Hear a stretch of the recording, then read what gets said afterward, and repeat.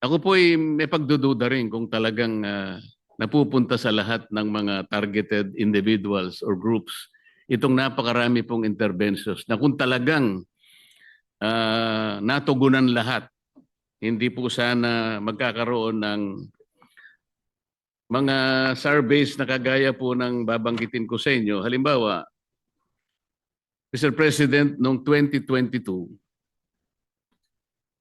ang sabi po sa mga surveys, yung pong nagsabing sila po ay kasama sa mga mahihirap na pamilya ay 48%. Sa mga tweet, halos kalahati po ng pamilyang Pilipino ang nagsabi, kami po ay mahirap. 2023, Mr. President, ganun din po 48% ang nasasabi sa survey. Noong 2024, last year, Mr. President, 57% pa nga po eh. At ngayon po, September 2025, hindi pa po natatapos ang taon, nasa 50% na po nagsasabi na kami po ay mahirap. Katumbas po halos, Mr. President, ng 14.2 million families. If we assume, Mr. President, that each family, this is easily between 25 to 30 million poor Filipinos telling themselves that up to now we're still poor. So, sabi ko nga po, hindi ko po kinu-question ang validity po ng lahat ng mga interventions na ito at lalong hindi ko po kinu-question ang nobility and even the efforts na ginagawa po ng Department of Social Welfare. Pero kung totoo pong ganun nga ang ating pinagsisikapang puntahan, napakarami po nito. Halos ito po ay 12 pantulong socio-economic programs.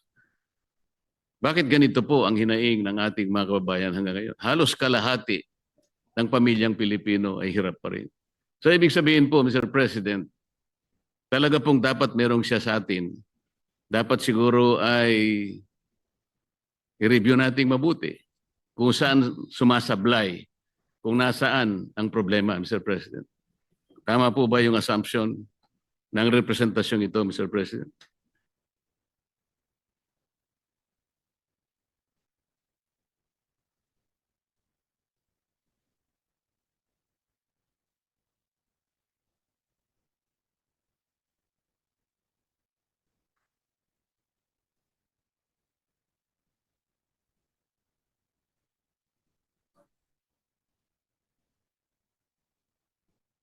So His Honor's question is, why does the Secretary believe that marami pa ring mahirap kahit na marami tayong programa? Yun ho ba ang tanong? It was not the Secretary's assessment, Mr. President. The SWS surveys and the other surveys are the ones assessing the economic plight of our people Yes. from 2022 Yes, up to but this year. what is the question with regards to that survey? The question is, may tama po ba na may sablay o maaring may dapat pang gawin kung po pwede i-revolutionize Ito na nga. itong mga interventions na ito para sa ganun Which is the most? ay hindi po ganito ang naririnig natin na hinain ng ating mga kababayan. Hindi po maliit na bilang ito. 48 to 57% is not a small number. This constitutes, Mr. President, 14.2 million families. At ito pa po ang masakit, Mr. President. March 2025, 27.2 of our people are complaining of involuntary hunger. Ito po yung pinakamasakit siguro. Yung involuntary hunger, Mr. President, gustong kumain ng isang tao, pero wala siyang makain talaga. Ito ang kaawa-awa po na kalagayan ng isang mamamayan na gusto niyang kumain. Sapagkat talaga pong dapat tayong kumain para mabuhay. Hindi po tayo nabubuhay para kumain. Kailangan po tayong kumain para mabuhay. Kung wala po tayong makakain, mahirap po. 22 to 27%, Mr. President. This constitutes about 7.5 million households. Malaking bilang po ito. Kaya with this assessment of surveys, Mr. President, and considering that we have more than 12 interventions, focus and targeting the impoverished, the downtrodden, the marginalized people, pero patuloy pa silang humihibik, patuloy pa silang napapasaklolo. Stunting is only one of those extensively discussed today. Pero ang pinag-uusapan po doon ay hindi lang pinagugatan doon ay dahil isang bagay lang. Hindi pa napapanganak yung tao, Mr. President, may problema na siguro, kaya ganun ang pangyayari. Kaya kahit na po sabihin nating 1,000 days or even 365 days sa umpisa, may problema pa rin po because the structure ay hindi natin na-address. Yun po yung nakikita ko na ipinahayag ng mga statistics, Mr. President. So the question is the observation valid, Mr. President? The observation that was shared by His Honor is something that has been brought to the attention of the Secretary, and precisely why in the previous interpellation, they have pointed out that upon the instructions of the President, they're commissioning a study to see which of these intervention address poverty the most effectively. So I believe in a nutshell that captures His Honor's concern kasi sabi ng ating kasamahan, sa dami-dami ng program, bakit ganito pa rin ang pakiramdam ng mga Pilipino? So the best thing to do is to conduct this study to find out which programs are effective and which programs are not effective. In the earlier interpellation with Senator Alan, I also pointed out that I personally believe that some of these programs may be very effective, but lack of funding may not give the results, the desired results. So we can also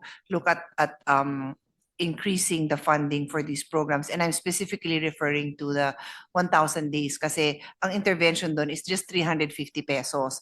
So kung buntis ka, hindi naman baby yung pinapakain mo, nanay ang kakain nun. So 350 pesos a month is 10 pesos additional a day. And we all know that that is not a huge amount. So for this representation, that could be an effective intervention. And then regarding His Honor's data on involuntary hunger, that is also very valid. But the DSWD also launched a program, yung Walang Gutom, and from there they saw a drop of about 4% of those who consider themselves hungry versus not hungry. 4% ang drop. It's still a long way to go. It's not, our work shouldn't stop there, but it seems that itong Walang Gutom project is somehow effective. Mas malaki din yung amount nito, it's 3,000 pesos. Yeah, and the family can purchase the exact food that they need. So let's say may taniman naman sila, hindi naman nila kailangan yung ganitong klase, then bibili nila yung kailangan nila na pagkain. Maybe the programs, Mr. President, are valid. Maybe they are good. As a matter of fact, they were well taught by the SWD. The problem, I think, lies in the implementation. Katulad po nung AX noon, napasama ako dyan sapagat ako'y nasa House of Representatives. Kapag ikaw po ay sumama doon sa grupo ng mga House of Representative members, sumama ka halimbawa, nagpunta sila sa Visayas or in Mindanao, yung presence mo lang will entitle you to, meron po siyang sinasabing 777. So meron kang 7 million tupad, meron kang 7 million AIX, meron kang 7 million MAIF. Ako po nagkataong nakasama sa isa lang, ngunit tayo ko na po sumama sa iba. Kaya lang naman ako nakasama doon sa isa dahil meron po akong pupuntahan sa Tagum nung panahon na yon. Kaya sinadya ko na rin sumama sa kanila sapagkat nandun na rin ako. Ngunit hindi ko po alam kung nakakuha rin ako ng 777. So yun po ay isang example, isang halimbawa. Ngunit isang napakasamang halimbawa Dahil hindi po talaga doon pinamimigay yun eh. Kalipunan ng maraming tao para lang makita nila na kampanya po kasi. Tama po yung mga naunang tanong kanina. Hindi natin malaman kung talagang napupunta sa mga tao yung nilalayon ng bawat programa na nakalinya, napakarami po nito. At lalong hindi po natin na monitor, Mr. President, ano ba yung kaibahan kung halimbawa? Sa 12 ito na intervention halimbawa, ilan po kaya ang pangkaraniwan ang natatanggap ng isang targeted person? Sa marginalized po kasi ito eh. At paano nabago ang kanyang buhay? Ito po yung kahit kailan ay hindi ko pa po nakita na halimbawa na-report ng kaukulang mga hensya. Hindi lamang po ang DSWD. Ipaghalimbawa po natin, Mr. President, yung 4Ps. 4Ps, Mr. President, was initiated as a program in 2008. It was institutionalized through the enactment of Republic Act 11310. Ibig sabihin po, Mr. President, from 2008 hanggang ngayon, 2025, 17 taon na po ang nakararaan. So, yun lamang pong katawagan, Pantawid program, Pantawid Pamilyang Pilipino Program for Peace. Medyo kinakabahan na po ako rin, Mr. President. Naitawid mo lang eh. Paano pagkatawid niya, Mr. President, nakakita ng multo? Pinakamarami rin, babalik yun eh, sa takot eh. Ghost project ang nakita niya. Paano siya makakapagpatuloy para lumakad? Nang mayroong kumpiyansa sa kanyang kinabukasan. Yan po yung pinoproblema eh, Mr. President. Kaya po kanina ay nagtatanong ang marami, paano kaya natin re-reviewin to? Kaya meron ba tayong mas mabisang kaparaanan na pwede nating subukan? Para sa ganun ay malaman naman natin kasi ipagpatuloy natin ang napakaraming mga intervention sa matagal na panahon, ngunit patuloy pa rin nagsasabi ang mga kababayan natin, nakaranas po ako ng involuntary hunger. Ang tingin po sa sarili ko ay mahirap pa rin ako. Hanggang ngayon eh. Mr. President, sangayon po sa World Bank, ang China po, this is a World Bank report. Ang China po, Mr. President, was able to lift or liberate 800 million poor Chinese from 1978 to 2018, or a period of 40 years. Ang ibig sabihin po noon, Mr. President, China was able to liberate an average of 19 million poor Chinese people per year. 19 million impoverished Chinese people were liberated.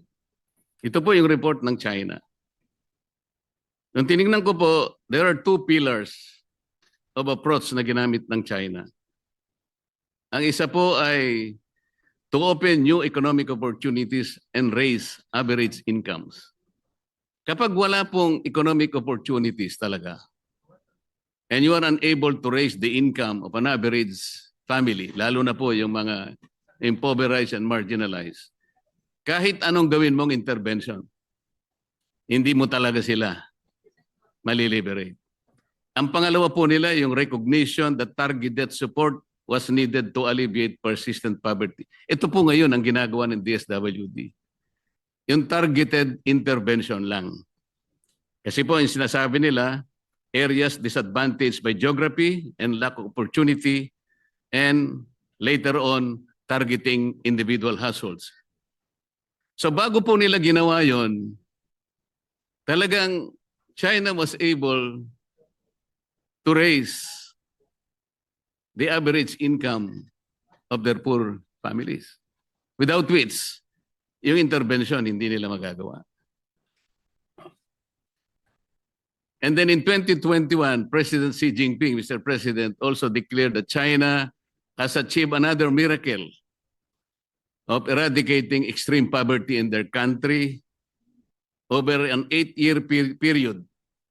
So ibig sabihin, 2021, sinabi niya, 100 million people have been lifted out of poverty. 8 years lang po ang ginamit niya, Mr. President, or an average of 25 million poor Chinese. Doon sa report ng World Bank, 19 million poor Chinese. Bakit ko po dinidistingue ito, Mr. President? And I can even emphasize the importance of this. Kasi po, kung 19 million poor Chinese po ang na-liberate, napag-graduate ng China, magagawa rin po natin eh. Kasi tingnan po natin, Mr. President, ang poverty incidence rate po natin in 2024 is 15.5%.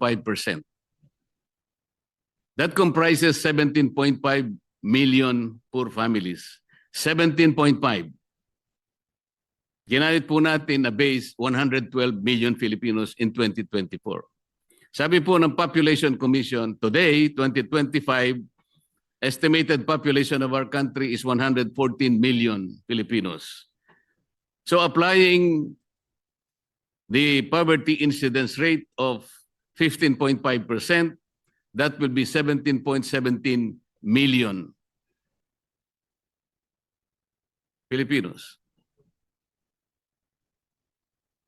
Kung gagawin po natin ang ginawa ng China, Mr. President, we can wipe out poverty in this country in 1 year. Why? 19 million poor Chinese po ang nag-graduate nila eh. Eh, ang mahirap lang natin is 17.7 million, assuming that this is correct. Why don't we do a Chinese miracle? Kesa naman sa, ang purpose po, 17 years na po eh. Pumasok po ako sa Congress, House of Representatives in 2004. 4 years later, doon ko po nakita ang purpose, 2008. Hanggang sa mag-graduate po ako, hanggang ngayon we're still struggling and grappling about the ways we can help our people, especially the marginalized ones.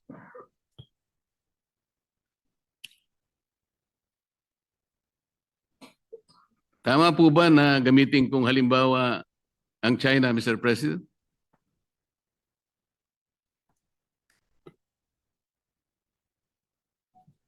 Maganda hong tanong yon kasi nag-compute din po ako. Gusto ko rin naman ho na ma-eradicate yung 17.7 million Filipinos natin living in poverty. Pag ginamit ho natin yung model ng China, talagang kaya ho yun. But our population is not 1 billion.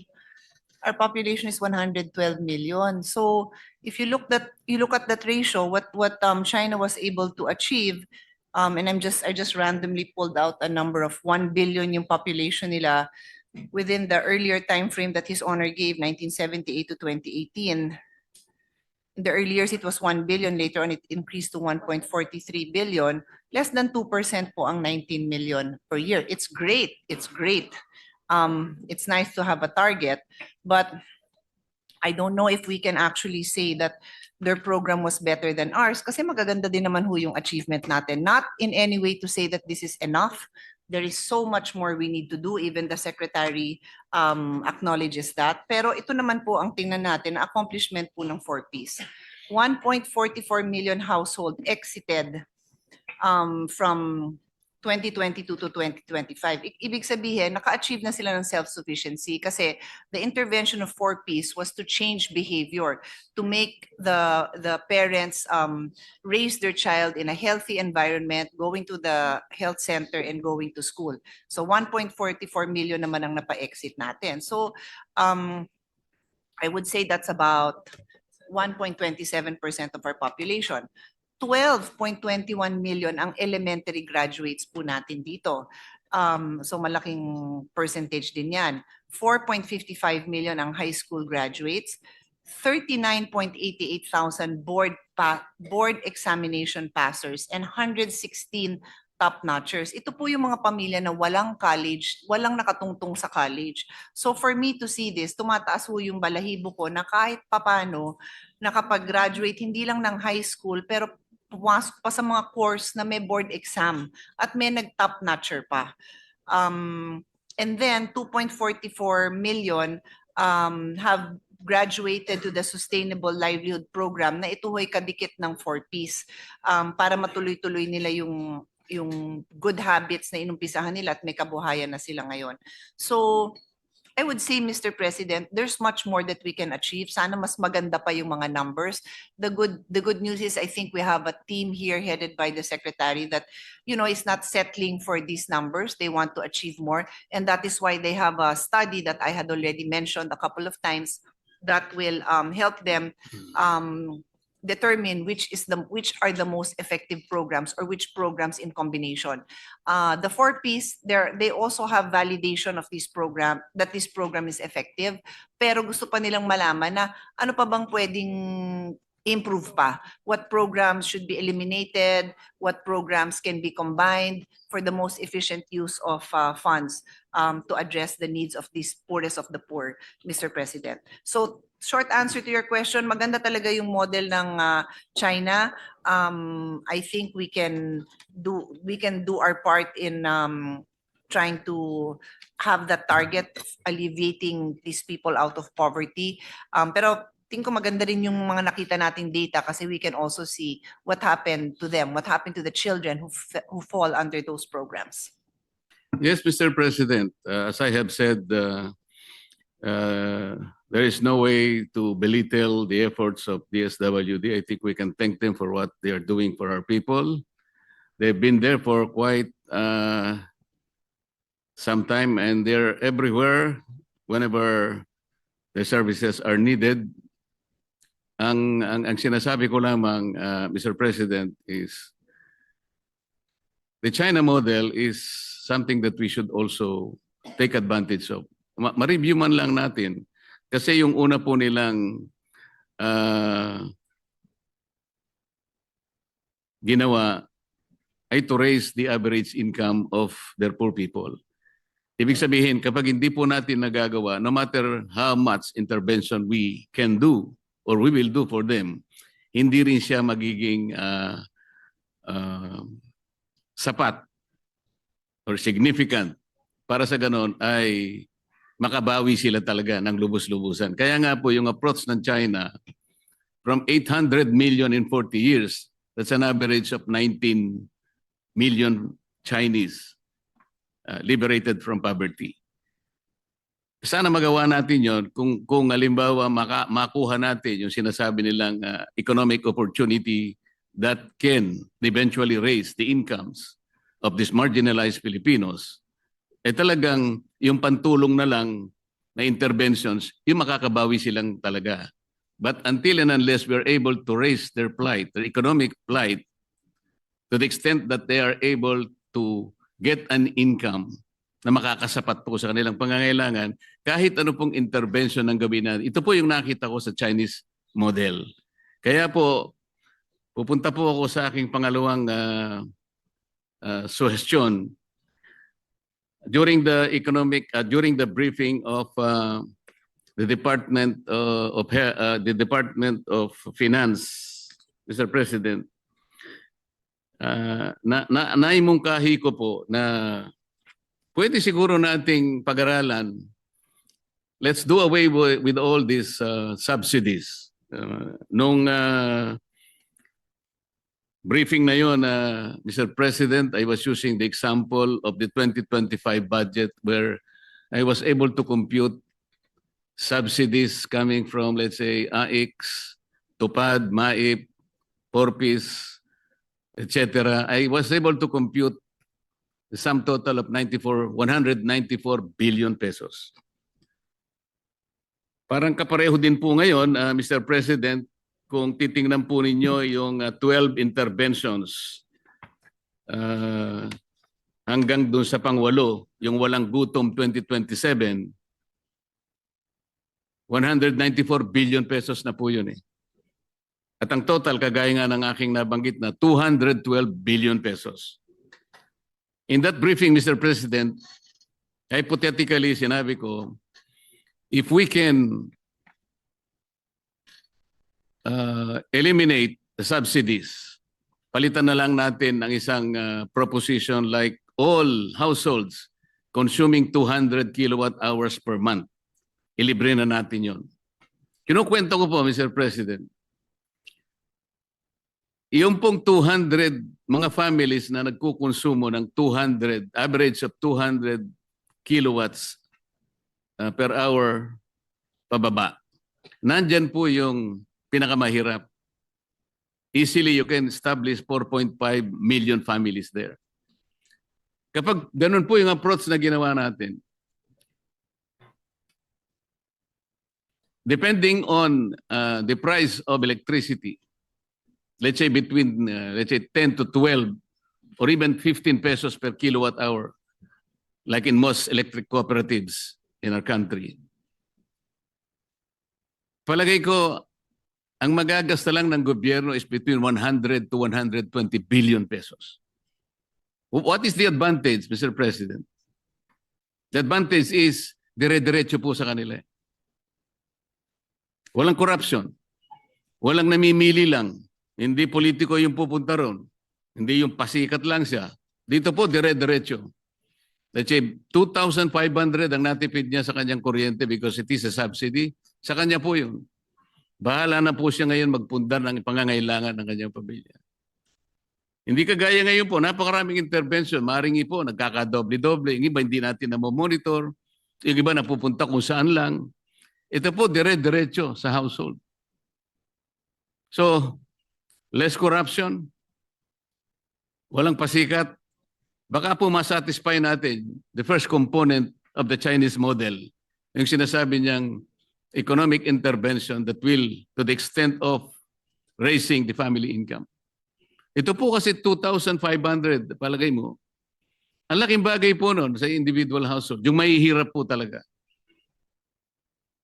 Yun po sana yung gusto kong i-propose at maaaring hindi natin magawa ngayon, but we should be able to maybe study it further, Mr. President. Kasi po, initially, sabi sa akin ni Secretary Recto, I can recall him. Nung sinabi ko po sa kanya, nakangiti siya, masaya ang kanyang mukha. Sabi ko, Mr. Secretary, mukhang hindi ka kukontra, sabi. Sabi niya, hindi ko kukontrahin yan, parang maganda. Gusto mo, dagdagan ko pa eh. So, there are some merits in this kind of proposition. Kasi dito po sa maraming interventions, napakahirap pong mag-monitor talaga. And I think even the Secretary, siguro halos hindi na natutulog para lamang makita niya talaga ng lahat ng ito ay napupunta sa dapat mapuntahan. At makita niya rin na nagkakaroon ng bunga yung kinapuntahan ng mga pera and services and interventions na nababanggit lahat dito. So dire-diretso po sa pamilya. Wala pong corruption yun eh. Zero corruption. Is it worth reviewing or considering, Mr. President? Definitely, Mr. President, the Secretary said they will study it, and even this representation as Chairman of the Committee on Energy, I have mentioned to His Honor that we are very happy to study that measure. It sounds like a very positive measure that would really benefit the Filipinos. Thank you.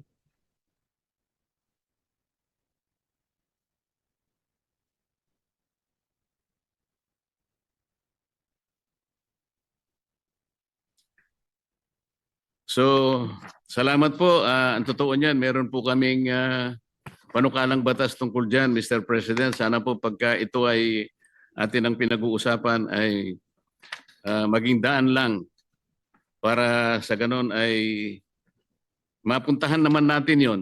Baka sakaling ito po yung hinahanap nating isa sa milagro na ginamit po ng China, Mr. President. Kasi po sa ngayon, napakahirap po talaga. Yun lang pong paghingi ng Nagkataon po kasi na ang dami pong binaha. Isa po ako sa talagang gusto rin makatulong sa constituents natin, kaya napilitan po akong lumapit sa Department of Social Welfare and Development kasi mabilisan po yun. Napakahirap naman po sapagkat marami ring pumipila. Yung ibang nakuha po namin, ang sabi nila, bakit ka ako parang ang tagal natin? Kasi po binebet pa po namin. Iba po kasi nagko-complain yung mga tuna products po, may parang iba bulok na po kasi. Sino po ba yung nagbe-bet noon? Pati nga po yun yung pagre-repack lang. Isipin po natin, napakalaking organization ang kakailanganin nyo. Bibili kayo, magpo-procure kayo, i-repack natin. Doon pa lang sa pagre-repack po, ilang milyon po, ilang bilyon po ang ating gagastusin dyan. Samantalang kung diretso na po yung 2,500 sa household, siya na po ang bibili ng pangangailangan niya. Kung ilang pirasong sardinas ang gusto niyang bilhin, nasa kanya na yun. Doon siya bibili ng gamot. Yung pong nakuha ko pong, ayaw ko na pong kunin dahil nung makita ko po yung non-food items po, lalo na po yung, pasensya na po, yung mga undergarments po, underwear. May nakita po ako, sabi ko, paano ko ibibigay ito? Napakalaki. Sa size po ng Pilipino, palagay ko po, wala pong makapagsusuot nun eh. Siguro po kung yung mga wrestler po, pwedeng isuot po nila yung, iba po naman napakasikip. Yung iba naman po napakanipis. So sino po ba yung, so ito lamang po ayaw ko na pong bumati o bumase sa ganitong mga pagtatanong. Pero doon pa lang po malaking problema na eh. Yung procurement lang po, intervention lang po ito eh. Para bumili ka, i-repack mo at ipamigay mo, ilagay mo po sa mga bodega. Ang dami pong organization, ang daming effort, ang daming man hours, ilang pong tao ang gaganap nito. Kaya po siguro hindi nagiging masyadong effective kahit na napakaganda po ng programa. So salamat po Mr. President. Naihayag ko po yung maaring alternative na pwede nating gawin. Salamat Secretary Rex sa pagtulong mo sa ating mga kababayan kahit na mahirap, talagang ginagampanan mo pa rin ang tungkulin mo hanggang ngayon. Maraming salamat po, Madam Chair and Mr. President. Thank you to the Senator from Tarlac for your questions and concerns.